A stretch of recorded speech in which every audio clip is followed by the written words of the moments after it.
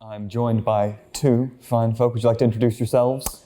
I'm Sam. I'm the team lead on Bone Fuel Studios and for Mindslayer.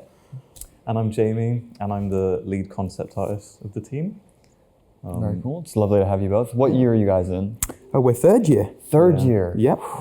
Made it through 3 whole years of this. All right. Somehow, yeah. Yeah. Okay. Well, shall we take a look started? at the game? Yeah. You're being sent on a mission off the coast of France. We've received information about suspicious and disturbing activity surrounding the area. So something interesting actually about the voice acting in this. Yeah. We managed to get some students on campus who are acting students to do the voice work on this, and also for our main character, the Mindslayer. Yeah. Your mission is simple. That's good. So how did you find these students? Did you just... Well, they were, luckily our narrative designer actually had some close friends who were also friends with one of our programmers, and so it all kind of just worked out magically. No, cool. Okay, so we're in. This is your game. Yes. You did this. Yep. You are directly responsible for this. Yeah. Whoa. For better or worse. So, quick rundown for those at home, and by at home I mean outside, who aren't aware of this project. What is it? What do you do? Obviously we can jump. What else can we do? Okay, so there's a jump. There's a double jump. If you jump again, on your left stick there's a dash that's on a cooldown. If you press in the left stick, there's a dash which is momentum based. So you'll go further in the air with the dash than you will on the ground. Yeah. And then you can see in the top left there that refilling blue bar is the cooldown for that. And then one of the interesting features that we conceptualize and we feel like is quite one of the strong elements in our game. If you hold left trigger and then you press right trigger, you start flying around as this knife, as this telekinetically controlled knife. Yeah. That's a bit strange. So what's that mechanically for? Well, so it's for surveillance, but we also kind of wanted to give it a bit more functionality than just, you go out the Mindslayer and you start flying around. Yeah. So when you're near like guards, you can throw it at brightly colored like buckets, and that'll make a noise to distract them. You can also briefly stun guards with it. It's a multifaceted tool as best as we could get it to be. Mm-hmm. Cool. It's nice to see this interactable.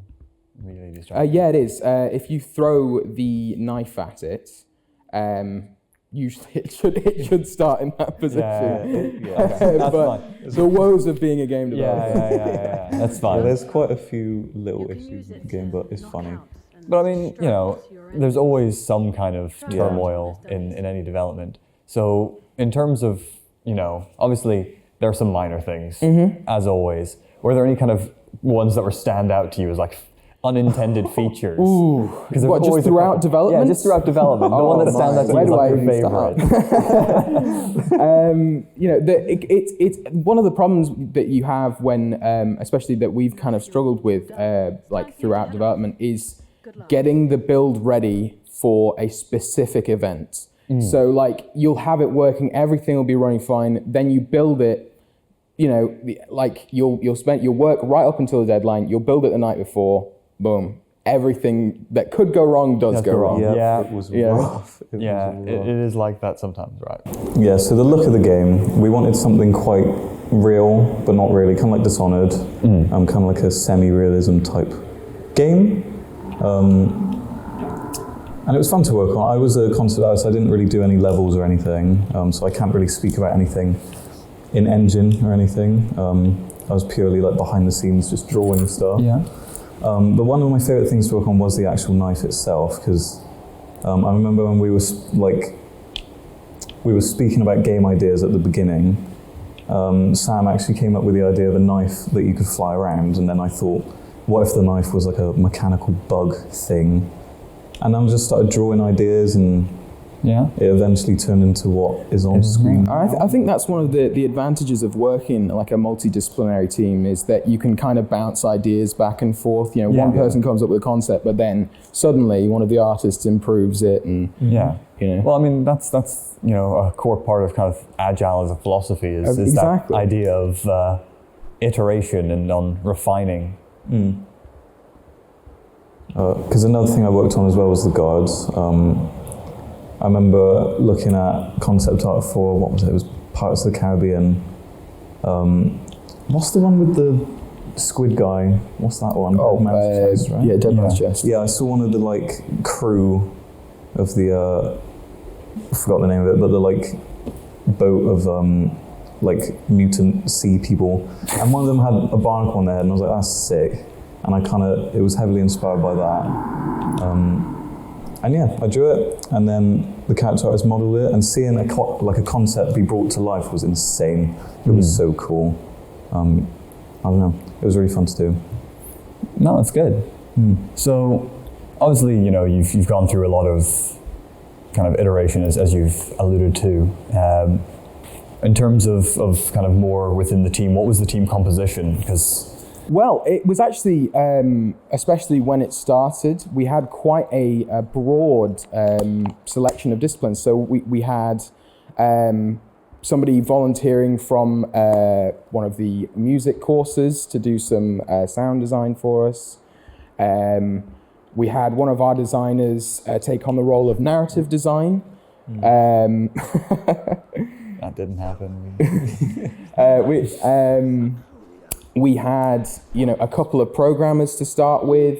We had an animator. Yeah. And, you know, and throughout development, things change, and you sort of adapt to that. But I think, you know, the end result kind of it speaks for itself, and the fact that only this year did we actually learn to use Unreal Engine, and so that was a steep learning curve in itself. I remember our programmer Ryan found it a bit tricky at the start, didn't he, Sam? Because he was in Unity, and he basically had to relearn everything he knew. And I think he's done a really good job with the parkour system, because he made it from scratch. Yeah, I mean, the walling and stuff feels nice. Yeah, there are a few little issues. Sometimes it doesn't work, like when you're trying to get up there, it just sometimes doesn't. But I think he's done a really, really good job, especially it being his first time making a game in Unreal and programming it and stuff. So yeah, I think he did really well. Well done, Ryan. It's nice. So this here actually is when we were developing the concept, we decided to go, in terms of design, we decided to take some inspiration from the sort of Souls style map design. And so we kind of wanted to give the player a couple of choices as to the routes they take. And you know, for the technical demo, we didn't want to skip out a lot of content, and so there's ways to backtrack and there's ways to go about it. But we wanted to sort of give a bit of replayability as to, oh, well, I've decided to take the right route to the castle, what happens then, kind of thing. And it looks very impressive. I mean, it has a very kind of almost haunting atmosphere. Yeah, our environment artists worked pretty hard on that, and that level in specific, one of our character artists actually decided to push he did some level design for it, he did some environment art, you know, he went all out on that one. Yeah, I think, because that's Josh, isn't it? He basically designed the entirety of the outside level we just played, and he'd never done game design before, and I think he did a pretty good job. Yeah. Considering. It's nice. It definitely, you know, as you kind of mentioned, Souls-like, you have that kind of Souls-like vista shots of like castle in the distance and stuff. It's very nice. Yeah, I remember he made like, after the first section when you leave and see the castle for the first time, he spent hours crafting the like view you'd have, and it was like the triangular view of the castle and everything involved with it.